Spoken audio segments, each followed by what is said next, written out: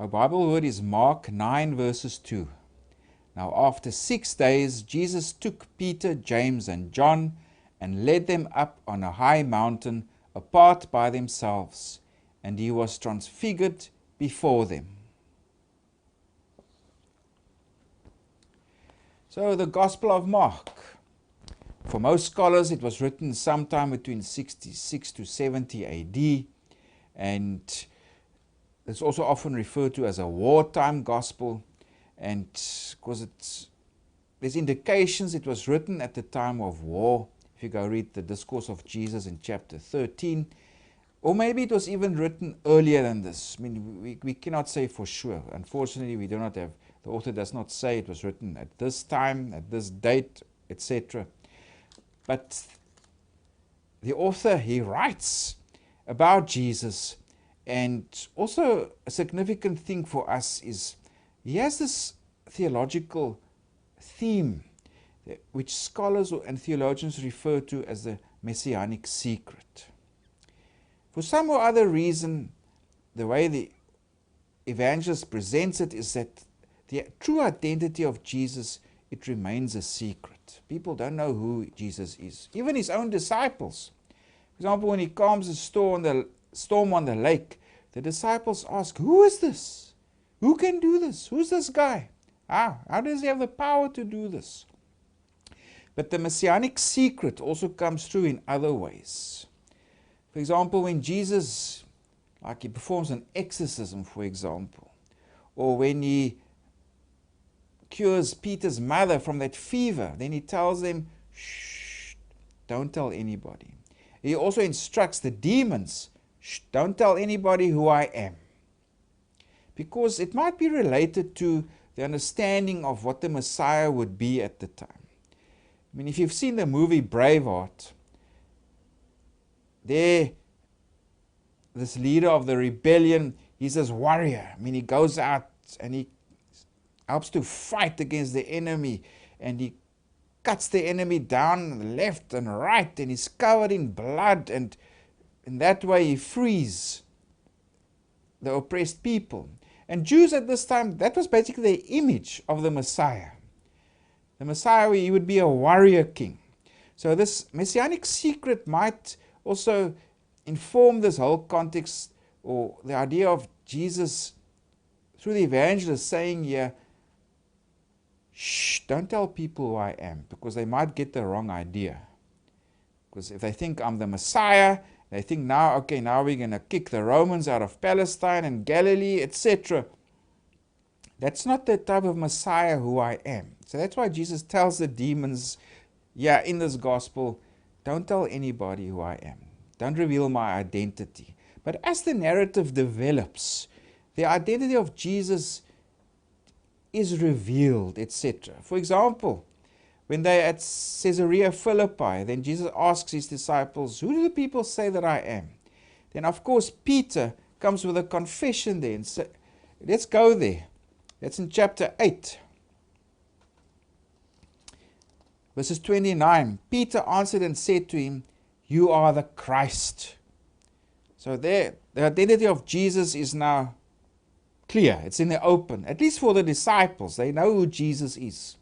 But now listen to Jesus' words here. It says in the next verse, then he strictly warned them that they should tell no one about him.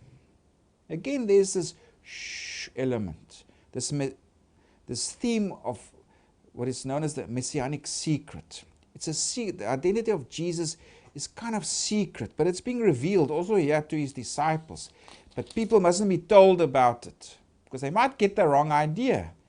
If they hear Jesus is the Messiah, they'll say, come, let's fight. And Jesus didn't want that. He was a different Messiah. Because just after this Peter's confession, he says, I must go. I must suffer. I must be killed. Then on the third day, I must raise up from the dead. And of course, Peter says, what? That can't happen to you, Lord. And then, of course, Jesus tells Peter, get behind me, Satan.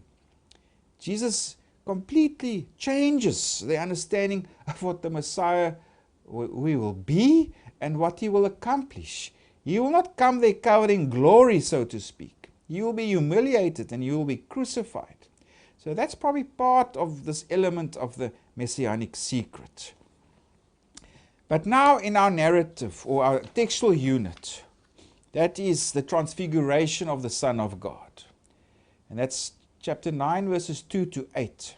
Who Jesus truly is revealed in all its glory. Of course, to this intimate cycle or circle of disciples, just James, Peter, and John. They were privileged to be with Jesus on a few occasions all by themselves. And here they go up with Jesus to the mountain.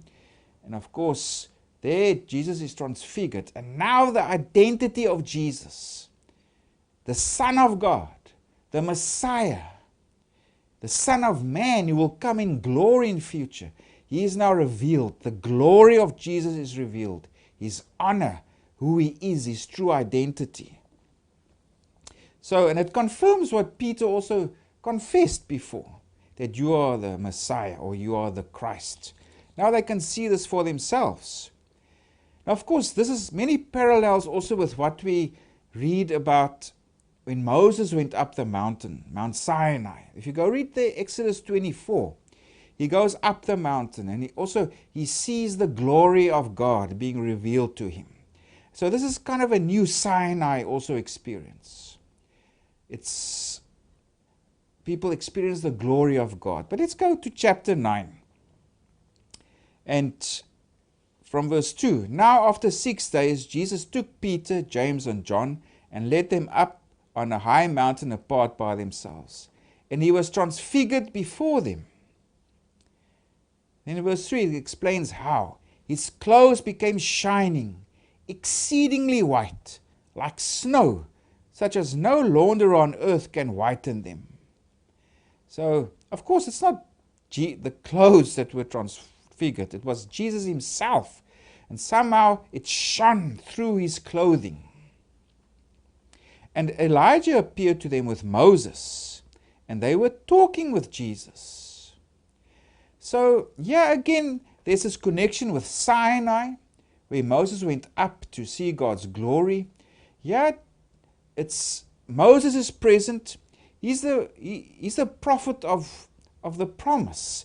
He was the one who received God's word. Also, in a sense, now Jesus is the one who communicates God's word. Elijah is also there.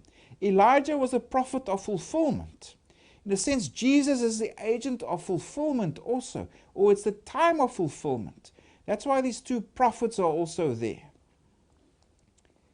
And of course, the three disciples and Peter, being in his usual self, he doesn't fully understand what's going on. He wants to build 3 booths or tents, what goes on there. They were also afraid. And then let's go to verse 7. And a cloud came and overshadowed them. And a voice came out of the cloud saying, "This is my beloved Son. Hear him." So part of this transfiguration, where Jesus, the true identity of Jesus is revealed, God speaks also. This is a new Sinai. This is a new Exodus. Jesus is also the leader of the new Exodus. It's a time of fulfillment also because Elijah, the prophet's also there.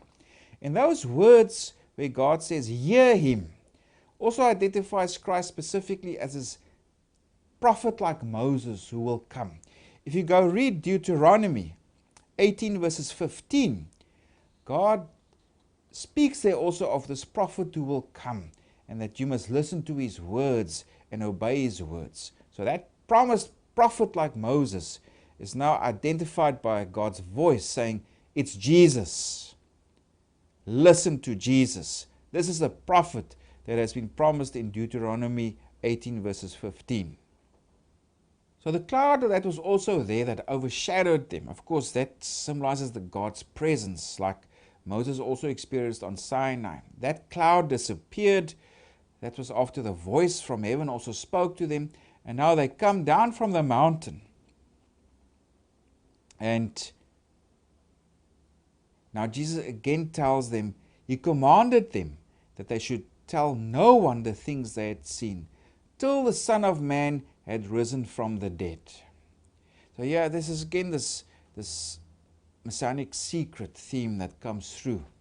That not yet must it be broadly proclaimed that Jesus is the Son of God, the Messiah, Not yet. Wait till after his resurrection. But yeah, his glory, who he is, was revealed to his disciples. And of course also at his return, when he returns with the angels in glory, then all people will also see the full glory or the real identity of Jesus. But yeah, the disciples are commanded, don't reveal it yet until the Son of Man is raised from the dead. So that's the transfiguration of Jesus. It was seeing Jesus who he truly is, his true identity, that he is glorious. And of course, for now, this remains hidden from most people at that time.